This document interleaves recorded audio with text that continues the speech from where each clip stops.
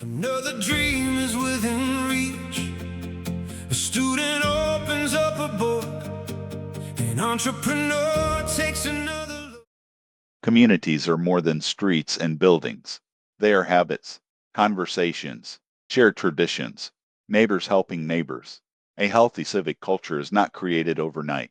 It is built one decision, one conversation, and one act of service at a time. Tonight our panel asks, what does a healthy civic culture look like?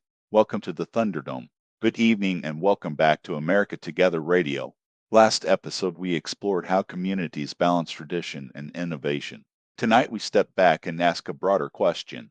What habits help a community flourish for generations? So we're talking about the culture people create every day. Exactly. The little things people do consistently often shape a community more than the biggest headlines. Tonight we'll discuss everyday citizenship, volunteerism, respectful dialogue, local participation, community pride, and the habits that encourage people to care for something larger than themselves. Healthy civic cultures are built intentionally. President Pipeline, when you picture a healthy civic culture, what is the very first thing you notice? We'll hear your answer right after the break. The fire burns low.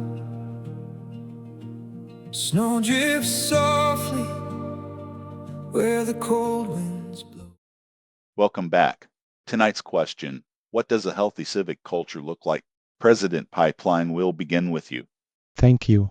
The first thing I notice is participation. Healthy communities aren't built by spectators. They are built by people who volunteer, attend local events, help neighbors, and look for opportunities to contribute. A civic culture grows stronger when people believe their participation matters. So belonging begins with involvement? Exactly. Communities become stronger when people stop asking, whose job is this? And begin asking, how can I help? Sometimes people think one person can't make much difference. History is full of ordinary people whose small actions inspired others. Momentum often begins with one person deciding to care. Liberty Jack, your perspective.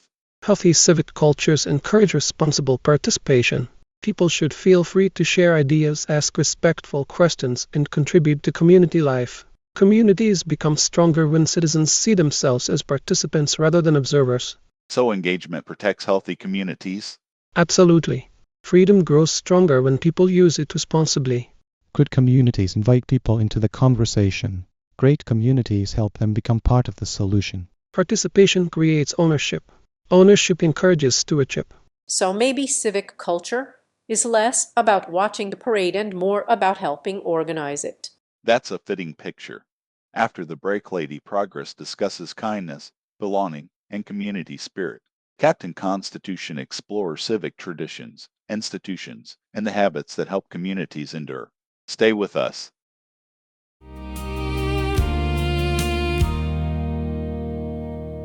The day's work's done. The gates are closed. Welcome back. Tonight we're exploring what a healthy civic culture looks like. So far we've discussed participation, responsibility, and everyday involvement. Now let's continue. Lady Progress, what helps people feel connected to their community? Kindness, belonging, feeling welcomed. Healthy civic cultures grow when people know they matter. Simple acts like greeting a neighbor, welcoming newcomers, encouraging volunteers, and celebrating one another's successes create communities where people want to participate. So belonging encourages engagement? Exactly. People invest more deeply in places where they feel respected and appreciated. Captain Constitution, how do traditions and institutions contribute to civic culture? Healthy civic cultures preserve traditions that remind communities who they are. Community celebrations, volunteer organizations, local institutions, peaceful civic processes. These practices strengthen continuity while helping each generation understand its responsibilities. So traditions can strengthen participation? Very much so. Shared traditions often become shared commitments. President Pipeline, what stands out to you? Communities become stronger when people believe they belong to something larger than themselves. That sense of shared purpose inspires service, responsibility, and cooperation. Freedom is strengthened when citizens willingly participate. Communities flourish when kindness becomes a habit. Healthy traditions help carry civic values from one generation to the next. So maybe civic culture starts with learning your neighbors' names. That's one of the simplest investments anyone can make. Market Maverick off microphone and returning the casserole dish before next Thanksgiving. After the break, Market Maverick discusses community pride through action. Professor Data explores research on civic engagement and belonging. And the People's Advocate shares practical ways listeners can strengthen civic culture where they live. Stay with us. I'm Jeremy Levan. Rural communities understand problems that national politics often ignores. Distance, roads, hospitals, water, agriculture, energy, broadband, schools, and local services are not abstract issues. They are daily realities. America Together 2028 wants those voices included.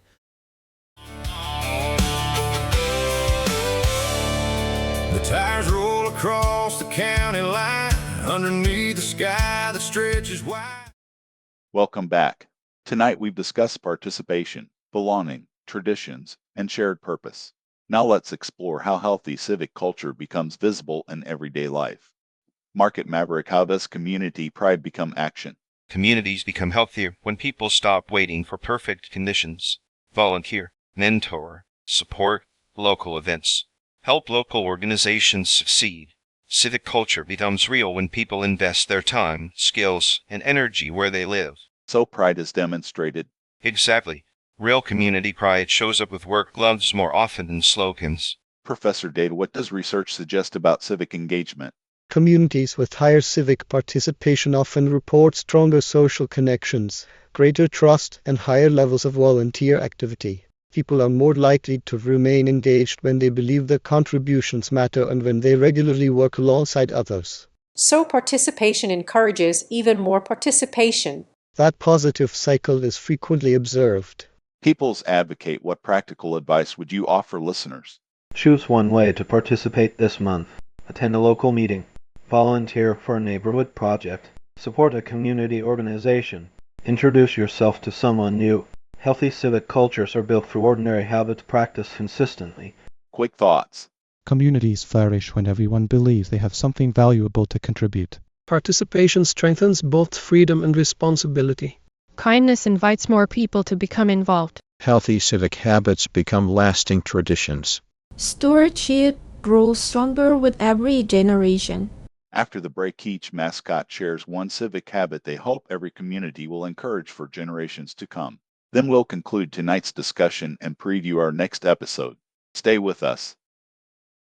Up instead, with families bringing folding chairs and kids running everywhere. Welcome back. Tonight we've explored what a healthy civic culture looks like. We've talked about participation, belonging, volunteerism, respect, community pride. Now let's close with one final question.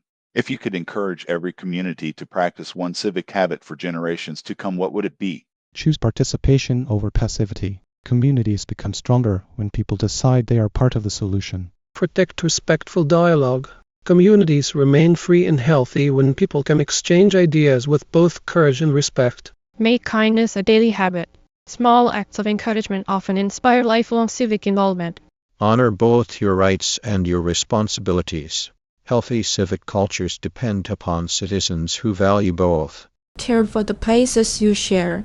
Stewardship reminds future generations that every community is borrowed before it is inherited. Support local people doing good work. Strong communities grow when good ideas receive practical support. Never assume someone else will step forward. Communities improve when ordinary people choose to act. Keep learning together. Communities that reflect, adapt, and share knowledge are better prepared for tomorrow. Healthy civic cultures are not built by accident. They are built through thousands of everyday decisions. A conversation held respectfully. A volunteer who keeps showing up. A neighbor who offers help. A citizen who participates. A community that continues learning together. These habits become traditions. Those traditions become culture. And culture shapes the future. So what's next inside the Thunderdome?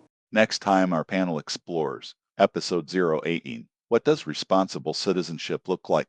We'll discuss everyday responsibility, integrity, informed participation, service, and the choices that help free communities remain strong.